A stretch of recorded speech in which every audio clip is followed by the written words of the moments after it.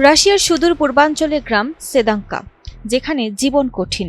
ঘন বন ও জলাভূমি বেষ্টিত এই গ্রাম থেকে জেলা সদরে নৌকা বা ট্রাকে যাতায়াত করা যায় মে থেকে অক্টোবর মাস পর্যন্ত। বাকি সময়ের ভরসা স্নো মোবাইল বা হেলিকপ্টার। শীতকালে তাপমাত্রা নেমে যায় -10 ডিগ্রি সেলসিয়াসে। এই পরিস্থিতিতে গ্রামটির অধিকাংশ বাড়িতে নেই পানির ব্যবস্থা, নেই ঘরের ভেতরে শৌচাগার বা ঘর গরম করার উপায়।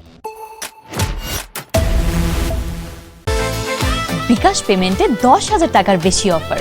শপিং চলছে তো। স্থানীয়ভাবে কাজের সুযোগ নেই বললেই চলে। অধিকাংশ গ্রামবাসী মাছ ধরা ও নিজেদের খাদ্য উৎপাদনের মাধ্যমে জীবন ধারণ করেন।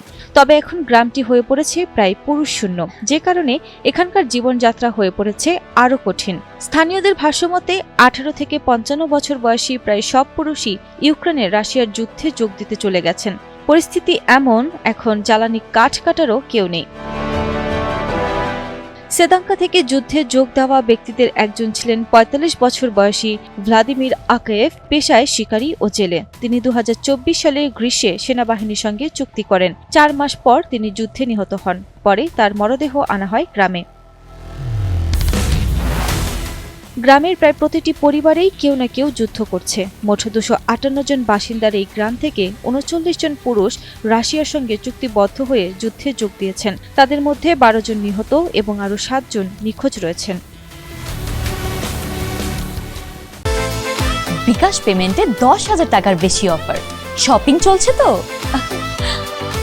2024 সালের মার্চে আঞ্চলিক গভর্নর গ্রামটি পরিদর্শন করেছিলেন। সে সময় গ্রামের একদল নারী তাকে বলেছিলেন, আমাদের সব পুরুষই যুদ্ধে চলে গেছে, শীতের জন্য চুলা জ্বালাতে জ্বালানি কাঠ কাটারও কেউ নেই। কথোপকথন। বিবিসি এখন পর্যন্ত যুদ্ধে নিহত 1,86,102 জন রুশ সেনার নাম শনাক্ত করেছে। তবে প্রকৃত মৃত্যুর সংখ্যা সাধারণভাবে এর চেয়ে অনেক বেশি বলে মনে করা হয়, কারণ যুদ্ধক্ষেত্রে বহু মৃত্যুর তথ্য নথিভুক্ত হয় না।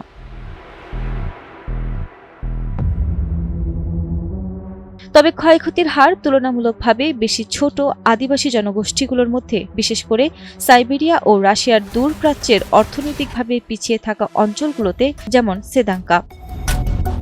একজন রুশ যুদ্ধবিরোধী কর্মী মারিয়া ভিউশকোভা বলেন, রুশ রাষ্ট্রীয় টেলিভিশন আদিবাসী জনগোষ্ঠীকে জন্মগত যোদ্ধা ও দক্ষ নিশানাবাজ হিসেবে প্রতিনিয়ত প্রচার করে, যাতে তাদের যুদ্ধে যোগ দিতে উৎসাহিত করা যায়।